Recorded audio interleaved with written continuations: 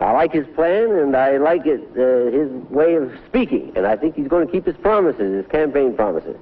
And I know one thing: he won't be a yes man for any party. Well, I don't think of him so much really as a politician, but just as a man. I'm very impressed with him. I'm extremely proud that we have an American with guts enough to put America back where it belongs.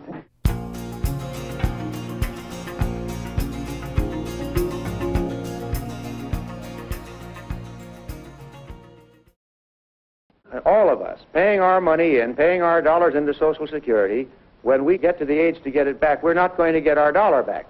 Now, the dollar today has reduced in value over 50% from what it was a mere 20 years ago. Yet we're going to see a greater decrease with more and more inflation. Now, I don't believe in inflation, and I don't think we need to have unusual inflation in this country. But to invite inflation by the constant deficit spending that we're doing, this is what I'm trying to talk about in Social Security.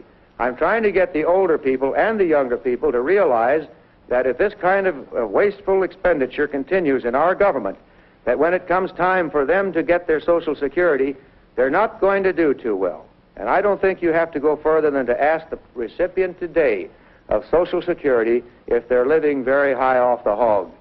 And they're not. I remember when I first went to work, I read an ad in a magazine that's long since out of business, retire on $125 a month. And they had a picture of a man and his wife sitting under a palm tree or an orange tree in Florida. So I bought one.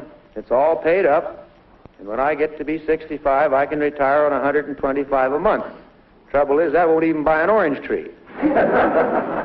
We put our reliance upon freedom, upon the free enterprise system. We reject, therefore, the ideas of the economic planners in Washington that a group of people sitting in Washington can plan what the country is going to make, where it's to be made, the quality of the product, the price of the product, the wages to be paid, the profit to be made, etc., etc. We know that this system, which in simpler terms is called socialism, has never worked in the history of the earth and is not working today in countries where it's been tried. Thank you very much. It's a pleasure. I hope you make it. Thank you very much. Read your book, agreed with you long ago. Thank you. Thank you, sir. I will remind you that extremism in the defense of liberty is no vice.